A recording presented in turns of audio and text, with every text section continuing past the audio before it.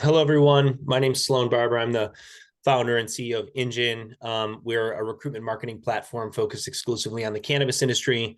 We've helped almost 500,000 people apply to jobs in the cannabis industry across thousands of different job openings. And we're lucky enough to have Michelle on our team running these Careers in Cannabis webinars. Careers in Cannabis is our community job board. It has 4,000 jobs on it and 170,000 active job seekers in the industry at any given time. So we're really excited to be able to bring folks like Miranda together to discuss all the opportunities and challenges that HR and talent leaders have in this industry. And I just wanted to shout out that, what this is all about bringing folks together to collaborate. So Miranda and Michelle are going to have a really great conversation on HR's role in company cohesion, but there will also be 10 minutes at the end for Q&A, so folks can ask questions. There is a chat as well as a Q&A within the Zoom. Feel free to jump in at any time, ask questions. We'll make sure, I'm in the background moderating, making sure those questions get answered to the best of our ability. And then stay tuned. We have several other folks. We have John Gilbert, the Director of Recruiting from the Cannabis. We have Ted Nord, the VP of Learning and Development from Verano. We have Alice Moore from Proper Brands, which is a brand out of the South, talking a little bit about navigating growth during M&A. And we have Julia from the Human Connection, the Director of HR, talking about small teams with big goals. So we're going to go from everything from HR technology to rapid growth to integrating M&A. All these things are highly relevant to folks operating in the cannabis space. So we're happy to be here. Thanks so much for participating. I'm going to turn it over to Michelle and Miranda. Sweet. Sloane, that was awesome. Thank you, Sloane. So much. I'm really excited for today. Miranda and I are going to get into it. So just a quick intro on my side of things. Michelle Villagomez. I've been in the cannabis space for about 7 years, now part of the Engin team as head of marketing. So it's been very exciting to take on a new challenge. And Miranda Jordan, VP of People and Culture. She's amazing. We've had a few conversations before this, and I'm excited to have this one for sure. Global HR and talent guru with experience leading strategies for publicly traded companies and consulting across different industries, including, of course, the cannabis world. After working with multiple top brands, she's finally hung her hat at the perfect one, THC Design. She's been featured in the OC Business Journal as a distinguished HR leader. She's all about creating growth, sparking collaboration, and bringing a fresh vibe to the cannabis space, the cannabis industry. So stoked to have you on, Miranda. Thank you for the intro, Michelle. I'm really excited to be here. And, I'm excited for this community, right, that we are, kind of embracing each other. And I'm excited to, share our stories and have more of a sense of community within like the people and culture functions within cannabis. It's definitely long overdue. So this is very, very exciting. And it's been a pleasure, preparing and learning about everyone else and their journey. So I'm definitely looking forward to the upcoming webinar series. Sweet. Now, you mentioned something about, things moving quickly and kind of being long overdue to have these HR-centered conversations. Absolutely. Yeah, and I think we focus so much on the marketing, the retail, the sales side of things, which are all super important. But what we tend to forget is that there is, so many teams of people out there kind of being the glue to these companies. And more often than not, we kind of turn it out to just be a huge group, right? Just HR. More often than not, the person behind that computer screen, the person who's filing all the paperwork and talking to legal, we just know them as HR. We sometimes don't even know their name. So I think these conversations are important and featuring people that have, made some great strides in the HR space, not just in cannabis, although super important to us in this group here, but across different industries. Across various industries. Yeah, I agree. Some of the challenges that we face in cannabis are very unique to our industry, but overall, I think generally, most of us, people ops and HR leaders, all kind of share the same sentiment with challenges that we've faced throughout our careers in, just trying to get buy-in from leadership and being able to really, kind of sell the ROI. And I think we're finally in a place where we no longer have to fight or, justify our our headcount as an expense. And I'm really excited that, for a long time, I don't know that HR had a seat at the table in cannabis, and now I'm seeing that that shift, and it's long overdue, much needed, and I think that we as HR professionals are now being looked at as strategic partners versus box checkers, which I think that was a common theme about 5 years ago.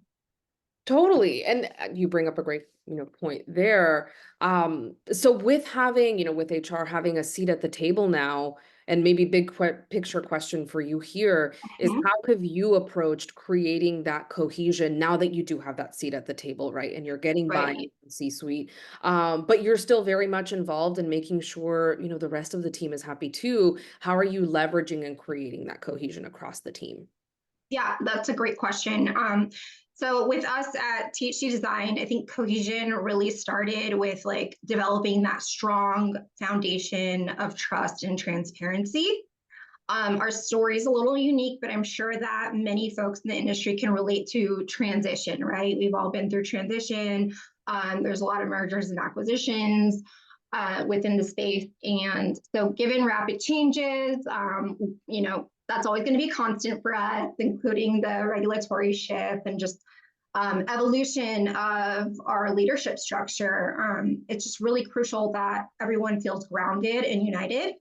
One of the most impactful initiatives that we've introduced is just clear, open line of communication, where employees are actually encouraged to voice their ideas and their concerns, and then come up with solutions to present to the leadership team. So everyone really gets a stake in our success and our journey. We also focus on onboarding processes that immerse our new hires into the culture early on. So a lot of job shadowing programs, creating alignment between leadership and the staff from day one. So a lot of regular check-ins, big on accountability, collaboration on projects, and then reinforcing shared goals has really helped us maintain cohesion, even during times of change and between, across multiple different facilities and states. Totally. Oh, and I'm so sorry. I think I might have cut you off a little bit. No, you're good. Did you have anything else to add to that? I was going to get into some examples of. Amazing. Beat me to it. I was going to say, I'm sure you have a plethora of examples just, and being part of the THC design team and, everything else that you've done as well. Yeah, of course. And, as some of you may know, we went through a restructuring process. We're now proudly employee owned. So great example of, being able to build trust, promote transparency, and create some of that cohesion was during the restructuring process. Previously, there was a leadership approach that left a lot of folks feeling unheard and maybe disconnected. We recognized that while leadership, was working incredibly hard, trying to propel this forward to get us where we are today, there was a huge gap in connecting with the rest of the team and being able to deliver the message clearly on, what was taking place behind the scenes. So I think that we were able to solve that gap by spearheading programs like the Green Light Initiative, which actually gives an employee a voice in decision making. It also gives them an opportunity to openly ask leadership anything. These are questions that we review like on a weekly cadence, and then our commitment is to respond. So just again, promoting transparency, the open door policy. If you haven't heard from us, there's always an opportunity to come to anyone and just ask questions. So just opening up channels and creating safe spaces for folks to come and start inserting themselves in the dialogue in a comfortable way. That's amazing. And Miranda, for everybody that's here with us today that might be wondering, how can I be the voice that maybe brings about a shift? somewhat like this, what would you say to them as far as, how you approach other people in leadership and get that buy-in to make these types of shifts? Yes. So I think we've all encountered, folks that we work alongside and partner with. And the question's always usually like, how much do we disclose, right? And sometimes we're hesitant to share too much information because we are not certain if certain things are going to go into fruition. But I think that we need to kind of take a step back and share the information that we can share and be honest with our teams. And, the truth is, we don't always have the answers. And we need to be honest and direct when we don't have the answers, and we're working on it as well. I think that silence is lethal. So always be communicating, always be listening to your staff, and making sure that, like I said, cross-functionally, those lines of communication just remain open. Totally. I think sometimes when you're attempting to kind of live in both worlds, with the teams and then with leadership, you're kind of that middleman who wants to make sure everybody is happy. Could you maybe speak to times where that was difficult and you kind of were pulled in these directions, and you had to make some executive decisions? Yes. Okay. So I guess that is often the case, that I'm pulled in many different directions, and I happen to, mediate situations. While we've made headway, right, with culture and dynamics, and we're in a wonderful place, that doesn't mean that we don't face challenges just like everyone else.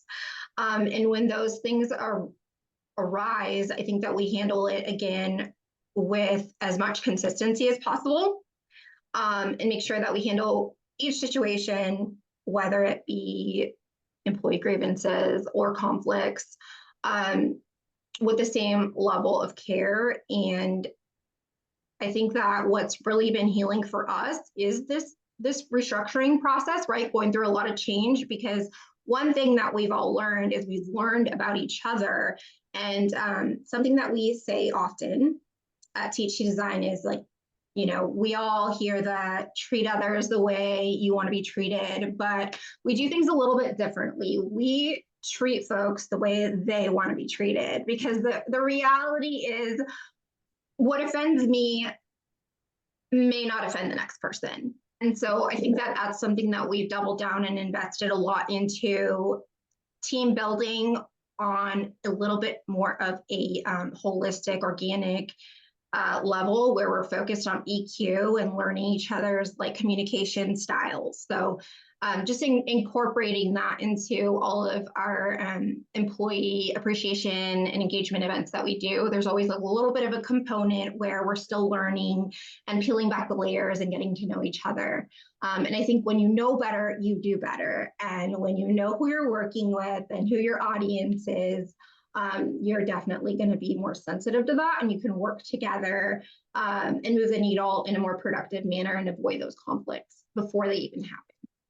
Totally. Yeah. It's super important to connect dots. I mean, things move quickly, but, being in HR, you are connecting the dots. You've got to do it in a timely manner, in a way that's balancing human elements and, ultimately the numbers that kind of drive a team.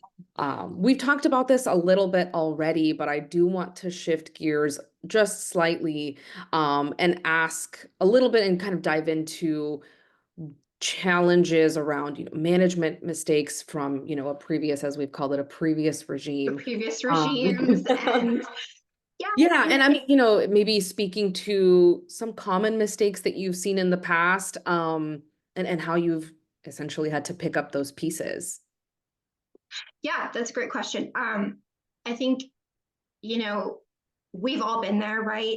I think we've all been there and had growth opportunities, and made mistakes, and are able to learn from them. And I think that when you're going through transition and you're healing wounds from like maybe a past regime, you also have a lot of employees who are still connected to that in some way, right? So as we make changes, it's important to be respectful and honor like the best parts of the past, let's focus on all the things that maybe the past regime did right versus what they did wrong. Totally. And I think that's really, really important to set the tone, because at the end of the day, you know, it's a small community, small world. Separations, we look at them very differently. If folks move on, you know, we want to be their cheerleaders and see them succeed in their future endeavors. So I think that we made a shift from having these kind of incestuous family vibes within the organization to really owning that we are truly we're a community and a championship team more than anything. And we know that we might not all be on, you know, on this ride forever together, but while we are, we're certainly going to make the most of it and then support each other, whichever direction our journeys take us. So just really honoring the previous regime and just, you know, being respectful of that. Like I said, focusing on all the things they did right, all the things that, you know, were working well, I think is probably the best, well-received manner of, you know, being able to come in and make effective changes. And listening. Yes. Totally. I think when you see these transitions, and I mean, I come from the California market, and I think so much of legacy, transitioning over to these really large scale operations was, like you said, it was a very family, very small feel where there wasn't a lot of boundaries. And then all of a sudden those boundaries came in, whether it be bringing in an HR team or, whatever standard operating procedures were brought in that kind of shook the tree, and left people that were still tied to, to that energy, to that group of people, feeling a little bit slighted and misunderstood. Right. So great to touch on needing to listen. I think sometimes it's just a matter of people feeling resistant to change and then, also feeling swept under the rug at the same time. Most definitely. And I think that, for us HR professionals who are kind of diving into a situation where there's a lot of transition and maybe, you've joined a new team and you're ready to, clean up processes and implement new programs. And a lot of folks, when they start out, obviously they're on a mission to turn things around. That's when you want to listen the most and just reaffirm to your staff, like, look, we're employees as well. We want the same things they do. And I think that the sooner that that message gets across that, we're in this together, we are one of you as well, it builds a lot of trust. And I think just tackling everything with a humble heart and open ears has really propelled our culture forward in a positive direction. I super agree. I think there's a lot of jadedness, especially for people that have been in the space for such a long time. And seeing some of these brands, these retailers really start to grow, especially over the last year now being on the East Coast. It's been so great to see just like these beautiful company cultures really come together. And coming from California and seeing the opposite in a lot of ways, it's, at least for me, been so refreshing to really see a different type of connectedness that maybe we hadn't seen in the past. But I think it all goes back to that transparency that you mentioned a little bit in the past.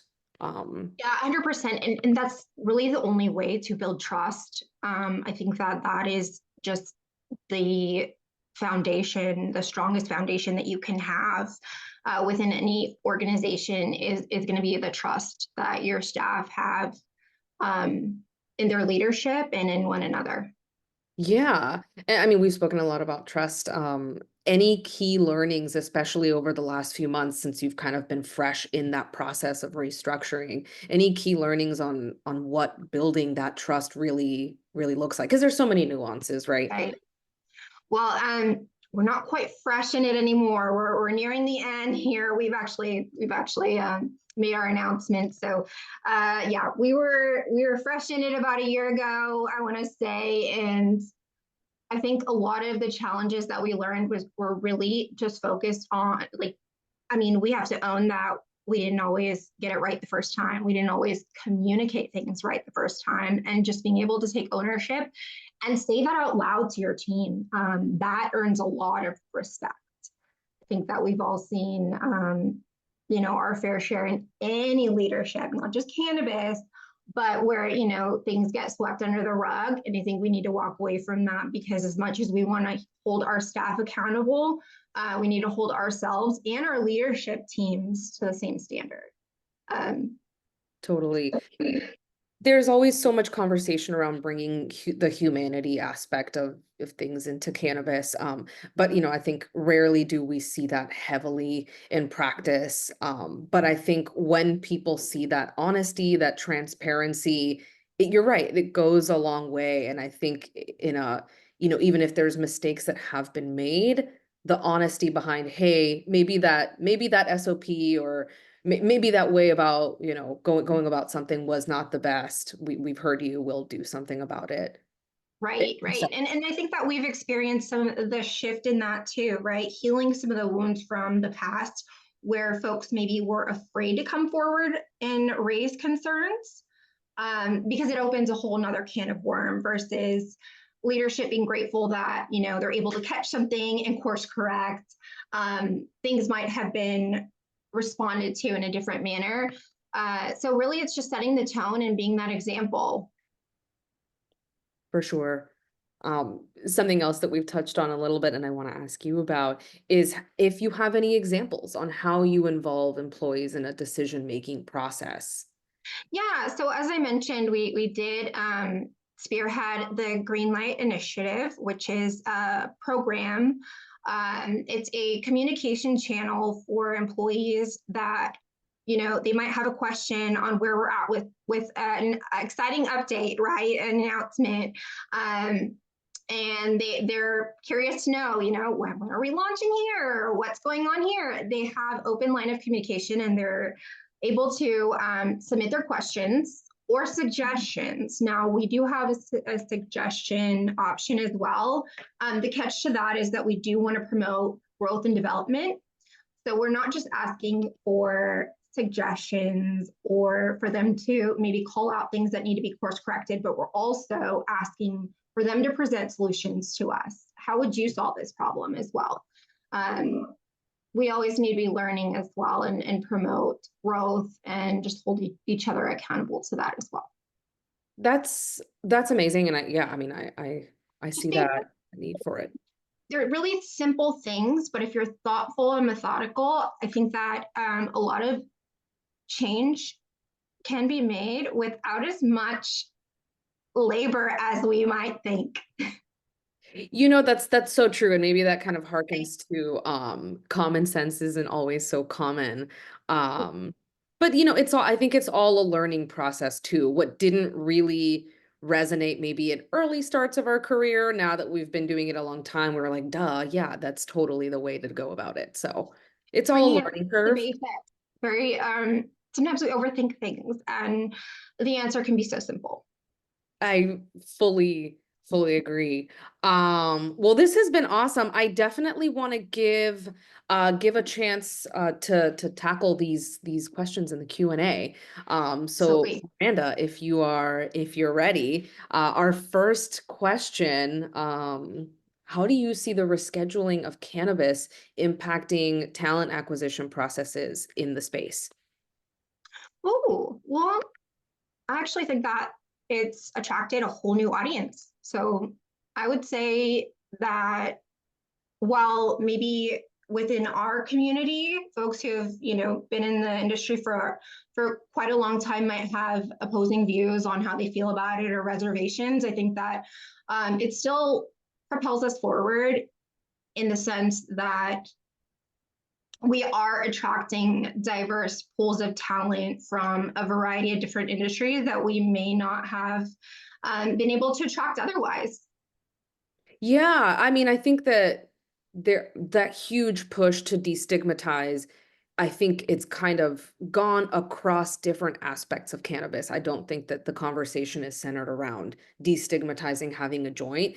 in your hand, Right. but I think, that conversation includes everything, including like working in the space. Including working in the space and, what that looks like for some folks. And, um, you know, it has evolved just working with candidates. I want to say 5 years ago in the space to now, it's a big difference on how you communicate and the things that cross their mind before they accept a position, especially in these leadership roles, where I think we saw trend. It's like almost a risk to take.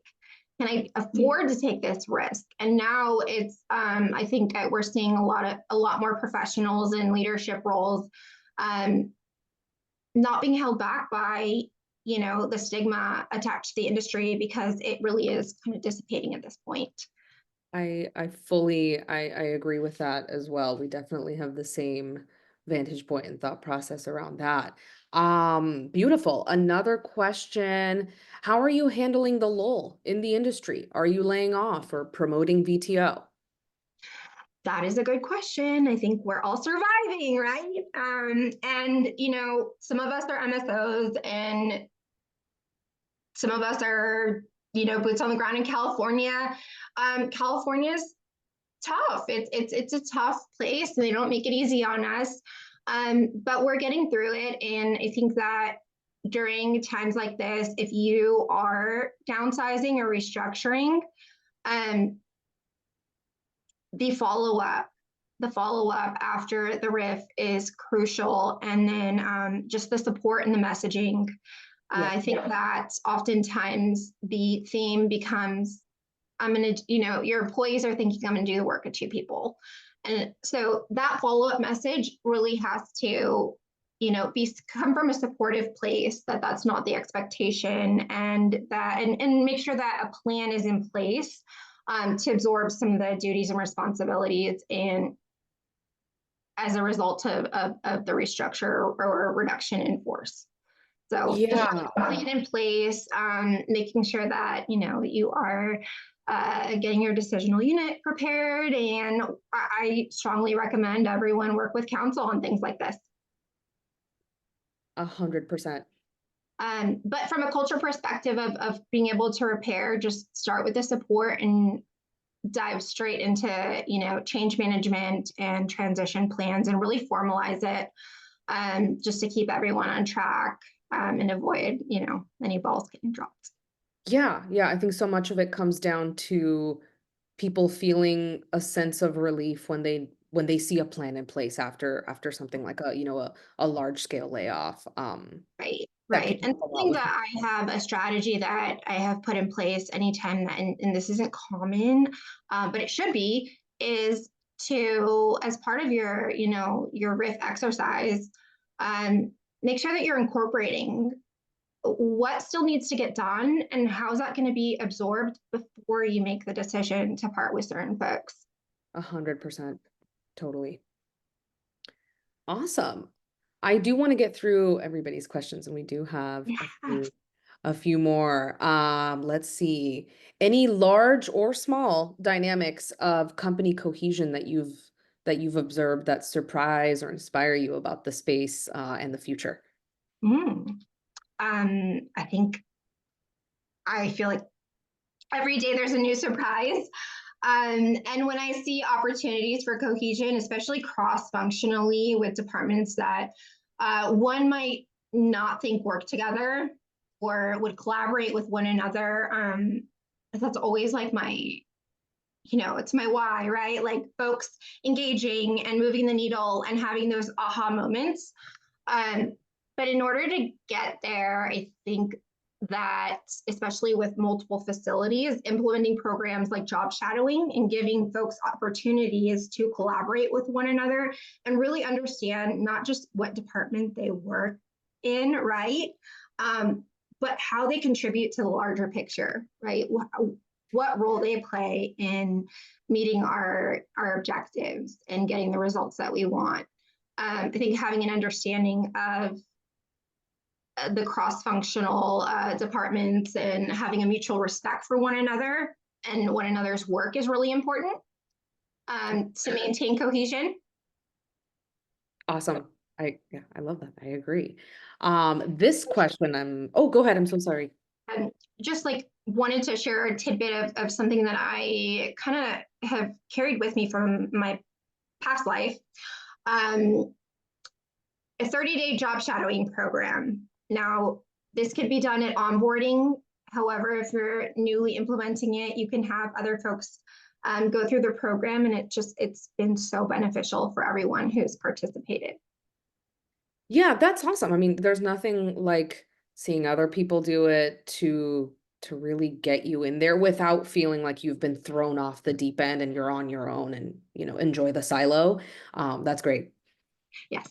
Happy to share any resources or templates that I have as well, if anyone's interested.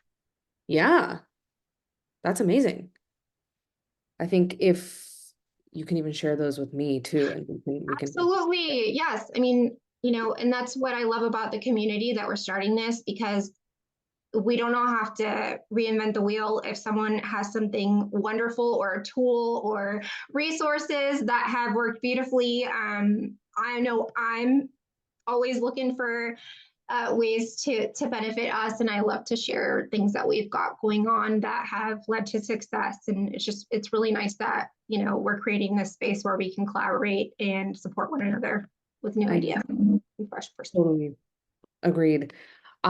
This question I'm excited about. I'm excited to hear what you think, Miranda. What would you recommend for someone with HR experience in a non-cannabis industry looking to stand out when they're applying to openings in the cannabis space? In the cannabis space. Ooh. Well, I mean, all of us at some point came from another industry in some form, right? What I'm curious to know where they're coming from, because I think that matters on how you sell yourself, right? And how you can present your experience to be relative, or that within the space. I know manufacturing usually is very attractive for folks. Medical device, pharmaceutical. So tell me more about the industry, and then I think I'd be able to better answer that question. But I think highly regulated industries always seem to translate well. And I often find that you can kind of present yourself in a manner where you are the structure that they need. You are, you are going to bring your best practices and move the needle in the right direction. So that, the company ultimately reaches its goals and folks are held accountable.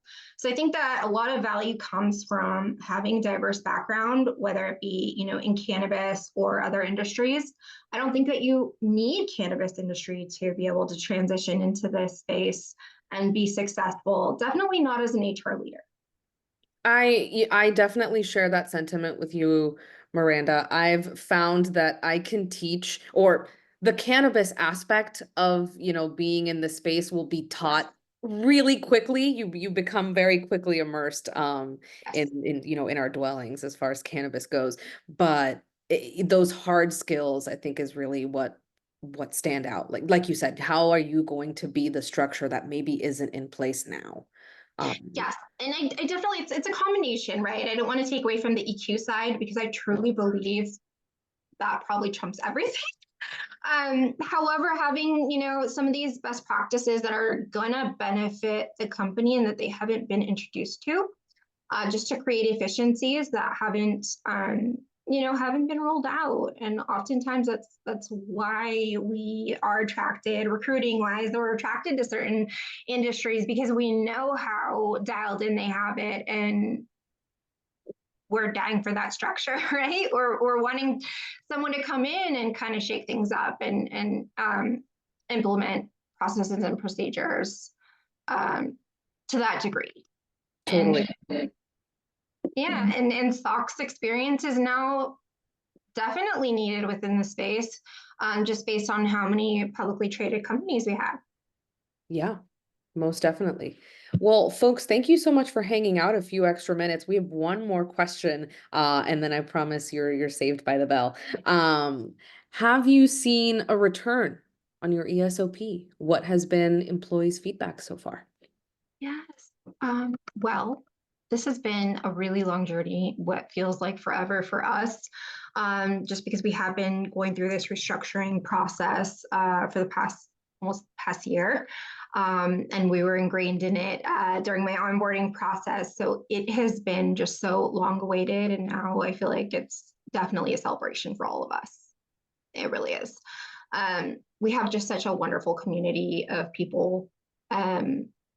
Many of them have, been with the brand for, I want to say, nearly a decade, a large majority, particularly in production and cultivation. That's So, amazing.